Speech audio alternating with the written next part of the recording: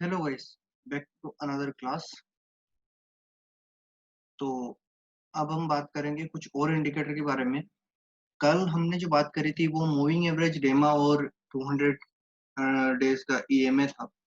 अब हम जो बात करेंगे वो थोड़ा सा और आगे बढ़ते हुए अ, एक ऐसे इंडिकेटर की बारे में बात करेंगे जो हमें बताता है कि जो मार्केट चल रहा है अभी उसकी स्ट्रेंथ क्या है। कि मतलब कि अभी जो ये जैसे कि मार्केट अभी ऊपर जा रहा है तो ये इसकी स्ट्रेंथ क्या है, ये कहाँ पर स्टैंड कर रहा है अभी, उसके हिसाब से। अब मैं इंडिकेटर पहले ऐड कर देता हूँ। इसका नाम है आरएसआई। आरएसआई इसको शॉर्ट फॉर्म में बोला जाता है। इसका नाम है रिलेटिव स्ट्रेंथ इंडेक्स। ठीक है। आप अगर इसमें इसके बारे में जाके गूगल करेंगे तो आपको और ज्यादा चीजें क्लियर हो जाएगी। ठीक है, मैं वो भी बताता हूँ। आरएसआई, अगर आप ओनली आरएसआई लिख के भी सर्च करेंगे तो भी आपको दिख जाएगा। ये आरएसआई डेफिनेशन,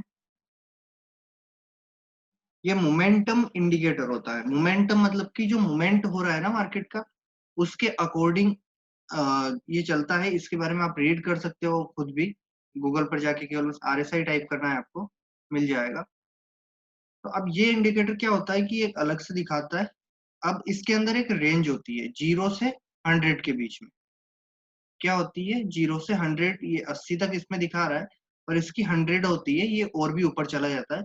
और नीचे की साइड में 0 होता है। ठीक है, ये अभी 10 तक दिखा रहा है। इसके अंदर अभी दिखाने पे कम दिखा रहा है, पर होती बहुत ज्यादा है, क्योंकि इतने तक जाती नहीं है, इसलिए प्रॉब्लम ये है। ठीक है, तो अब हम, और ये जो है आरएसआई, इसको आरएसआई बोला जाता है। इसकी सेटिंग ये होती है कि इसको 14 पर ही रखा जाता है, इसको कोई चेंज नहीं करता है। नॉर्मली 14 पर रहती है। और एक रेंज होती है, ये 70 और 30 की एक रेंज होती है। 70 और 30 की एक रेंज होती है। अब हम इस आरएसआई एक बहुत बड़ा टॉपिक है। ठीक है, अगर आप इसके बारे में रीड करना चाहोगे, अगर आप इसी ओनली इसका यूज करके भी अगर ट्रेड करना चाहोगे तो भी आपको मिलेंगे। और इसके अंदर भी कुछ इस तरीके की थिंग्स होती है कि जिनमें इस आरएसआई के अंदर ब्रेकआउट या ब्रेकडाउन होने पर आप यहाँ पर भी ट्रेड ले सकते हो। यहाँ पर, यहाँ पर भी ट्रेड ले सकते हो, केवल और केवल इसके बेसिस पे। अब जैसे कि एक ये यहाँ पर देखो कितना डीप में गया ये अगर इसका लो आप देखोगे तो 12 के आसपास बना हुआ है। ठीक है, और यहाँ पर जो लो बना है वो 14 के आसपास बना है। तो इतने नीचे तक ये जा चुका है, पर यहाँ पर ये बहुत ज्यादा बुरी तरीके से चला गया था। अब इसमें क्या होता है कि ये बहुत सारी चीजें हमें दिखाता है। डाइवर्जेंस होता है। डाइवर्जेंस मतलब कि एक थिंग ऊपर जा रही है, एक थिंग नीचे जा रही है, ऐसा होता है डाइवर्जेंस। अगर मैं सिंपल लाइन के अंदर अगर बताऊं एरो का यूज करके, तो एक लाइन ऐसे जाएगी और एक चीज ऐसे जाएगी। कैसे जाएगी? ये ऐसे, ये एक ऐसे। तो ये अगर हम प्राइस माने इसको, जो स्टॉक की, ये स्टॉक की प्राइस हुई और ये वो इंडेक्स हुआ।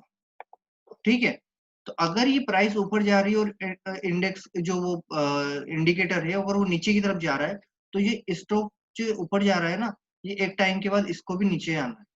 ये इसके साथ साथ चलेगा, या फिर ये दोनों एक दूसरे से के पास में जाएंगे। ये दोनों एक दूसरे से मिलेंगे जरूर, एक साइड में ही चलना होगा इनको। ये दोनों अपोजिट डायरेक्शन में नहीं जा सकते। इन दोनों को एक दूसरे के साथ में ऐसे ही चलना पड़ेगा, पैरेलल ही चलना पड़ेगा। अगर ये एक दूसरे से अलग अलग जाएंगे तो इनमें डाइवर्जेंस बनेगा, और वो डाइवर्जेंस बहुत सारी चीजें बताता है। ठीक है, अब मैं इसका प्रैक्टिकली आपको बताऊंगा, पर सबसे पहले जो आरएसआई है इसके बारे में कुछ और चीजें बता दूं। आरएसआई के अंदर ये जो रेंज बनी हुई है ये होती है ओवरबॉट और ओवरसोल्ड जोन। अगर इसके बाहर जाता है तो, अगर ऊपर की साइड में बाहर चला जाता है ओवरबॉट हो जाता है, कि मतलब कि जो बाइंग जो हो रही है, बाइंग हो रही है वो बहुत ज्यादा हो चुकी है। अब हो सकता है यहाँ पे प्रॉफिट बुकिंग आए। ठीक है, या फिर अगर इसके नीचे चला गया तो हो सकता है यहाँ पर ओवरसोल्ड हो चुका है, थोड़ा और नीचे चला जाए और फिर वापस रिकवरी लेगा। सेम थिंग हम यहाँ पर देख लेते हैं। ये एक ओवरसोल्ड की निशानी है, यहाँ पर ये ओवरसोल्ड हो चुका था, फिर भी चले जा रहा था नीचे की तरफ। ये ओवरसोल्ड यहाँ पर भी रहा। अब क्या होगा कि यहाँ पर तो ओवरसोल्ड हो चुका था ये 9600 500 तक, पर फिर भी इसको और जाना था तो ये और गया 2000 पॉइंट नीचे, पर ये एक इंडिकेटर था कि अब यहाँ पर आपको आपका प्रॉफिट बुक करने के लिए रेडी रहना है, मतलब कि ये इसके हिसाब से ये बता रहा है। अब यहाँ पर जब ये इसका यहाँ पर डोजी बना, डोजी टाइप की कैंडल बना और ये बुलिश कैंडल यहाँ से रिवर्सल हुआ, और जब ये रिवर्सल हुआ तो यहाँ पर इस रिवर्सल के बारे में इस आरएसआई को देख के भी पता चलता है कि एक रिवर्सल आने वाला है। वो कैसे पता चलेगा वो भी मैं आपको बताऊंगा अभी, ठीक है, आगे बताता रहूंगा। और प्लीज इसको मिस मत करना क्योंकि ये बहुत इंपॉर्टेंट टॉपिक होता है और आरएसआई बहुत इंपॉर्टेंट इंडिकेटर होता है, आपने मेरे चार्ट्स के अंदर देखा होगा, ठीक है। तो यहाँ पर से वापस आरएसआई थोड़ा सा बुलिश होना शुरू हुआ है, ये इस रेंज के अंदर वापस आया, ओवरबॉट जो ओवरसोल्ड जोन था इससे वापस अंदर आया और वापस ऊपर जाना शुरू हुआ। अब आप यहाँ पर एक छोटे से ट्रेंड लाइन के टाइप आपको दिखेगी, ये एक ट्रेंड लाइन ही है एक तरह से, मैं ट्रेंड लाइन की जगह एरो यूज कर रहा हूँ, कोई प्रॉब्लम नहीं है, आप ट्रेंड लाइन एरो कुछ भी यूज कर सकते हैं, दोनों काम एक जैसे ही होता है। अब आपको ये देखना है कि ये जब तक ये रिवर्सल चल रहा है, ये ट्रेंड लाइन चल रही है, जब ये इस रिवर्स होके इसके नीचे आएगा और साथ ही साथ ये थिंग ये भी नीचे आएगा, दोनों एक साथ इस लाइन को क्रॉस करेंगे, या पहले हो सकता है ये आरएसआई क्रॉस कर दे, उसके एक दो दिन बाद ये क्रॉस करे, तो आपको क्या करना है, शॉर्ट करना है। टारगेट क्या रहेगा आपका, ये वाला टारगेट रहेगा, फर्स्ट टारगेट ये, फिर सेकंड टारगेट ये, थर्ड टारगेट ये, फाइनल टारगेट ये रहेगा, और इसके भी और नीचे तक जाता रहेगा। ओके, अब जो ये बना है, अब और चीजें आपको बताता हूँ, क्योंकि आरएसआई क्या होता है कि आरएसआई आपको स्ट्रेंथ बताता है मार्केट की, क्या बताता है, स्ट्रेंथ बताता है कि ये मजबूती के साथ में चल रहा है या नहीं है मजबूती इसमें, बस ऐसे चलते जा रहा है चलते जा रहा है। अब ये यहाँ पर देखो, यहाँ पर आपको एक डाइवर्जेंस बनेगा, दिखेगा। ओके, ये मैंने यहाँ से स्टार्ट कर रहा हूँ, ठीक, क्योंकि इसका जो टॉप बना हुआ है यहाँ पर बना हुआ है। ओके, तो यही यही वाली प्राइस हम लेते हैं और इसको हम ऐसे अगर ये करेंगे तो ये ऐसे जा रहा है, जा रहा है, आपको दिख रहा है, ठीक है, क्लियरली दिख रहा है कि ये ऊपर की तरफ जा रहा है। इससे टॉप से टॉप हमने मिलाया, तो सेम थिंग हम इधर भी कर देते हैं, इसके टॉप से टॉप मिला देते हैं, कहीं पर ऊपर नीचे थोड़ा बहुत हो जाएगा, जैसे ये कर्व हुआ है, फिर यहाँ पर भी थोड़ा सा ऊपर की तरफ निकला है तो कोई प्रॉब्लम नहीं है, ये एक तरह से टच हो रहा है। अब ये लाइन, अगर लाइन की जगह अगर मैं किसी और चीज को ऐड करूंगा, अब स्टाइल के अंदर अगर जाके चेंज करूंगा और लाइन की जगह अगर मैं हिस्टोग्राम यूज करूंगा, या फिर हिस्टोग्राम की जगह मैं अगर कॉलम्स यूज करूंगा, तो उसके अंदर अलग से थोड़ा सा डाइवर्जेंस दिखेगा, देखो इस तरीके से दिख रहा है ना। तो मैं लाइन ही यूज करूंगा क्योंकि लाइन में मुझे अच्छा लगता है, मेरे हिसाब से लाइन अच्छी होती है, आप चाहे तो चेंज भी कर सकते हैं। तो ये चीज, अब आप मुझे यहाँ पर देखिए, एक एक चीज नीचे जा रही है, एक ही चीज ऊपर जा रही है, मार्केट ऊपर जा रहा है, पर जो ये इसकी स्ट्रेंथ बताता है मार्केट में कितनी पावर है, ठीक है, वो बता रहा है कि मार्केट की जो पावर है, जो स्ट्रेंथ है, वो कम हो रही है, क्या हो रही है, कम हो रही है, और ये कम होते जा रही है।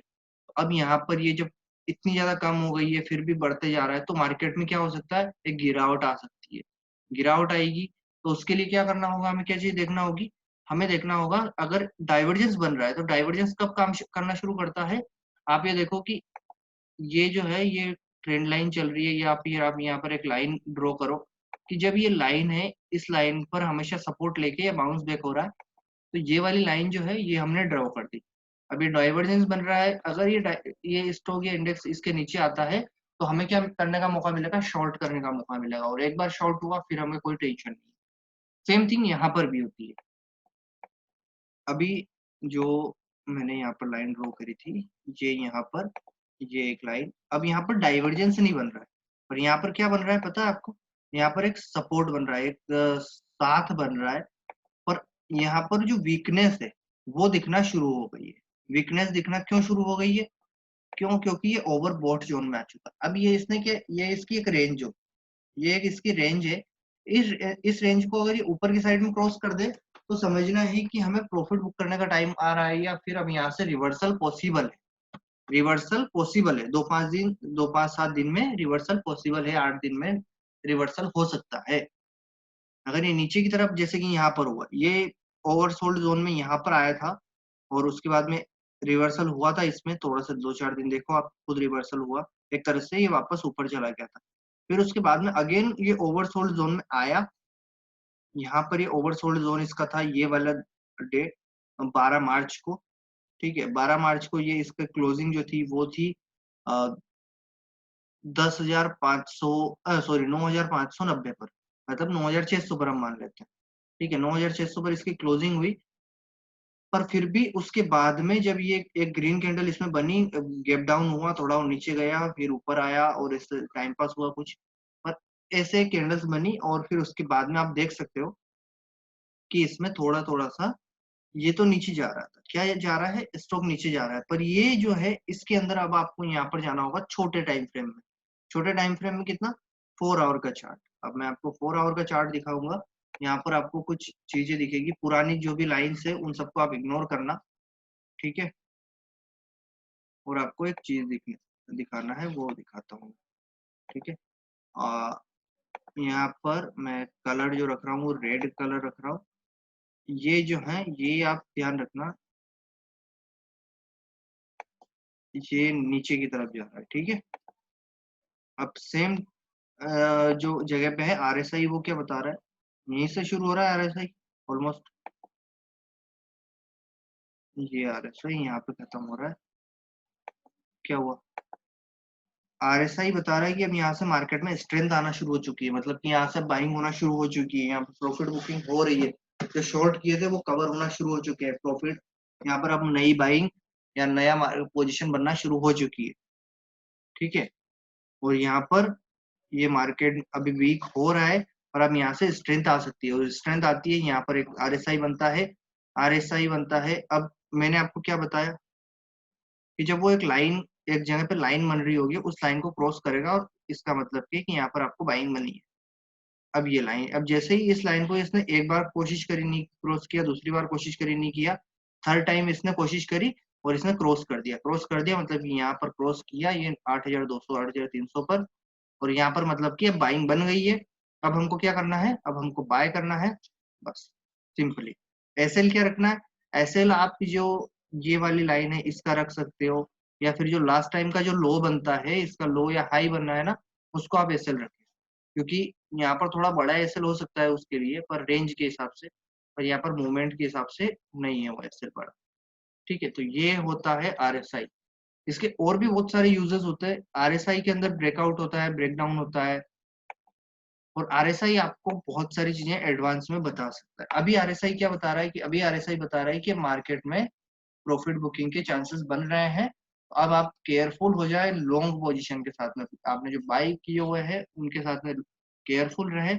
हो सकता है कि कुछ टाइम में प्रॉफिट बुकिंग आए, और अगर एक बार प्रॉफिट बुकिंग आई तो फिर उसको संभालना, आपको शायद एग्जिट करने का मौका ना मिले, हो सकता है आपको प्रॉफिट मिले पर कम प्रॉफिट मिले,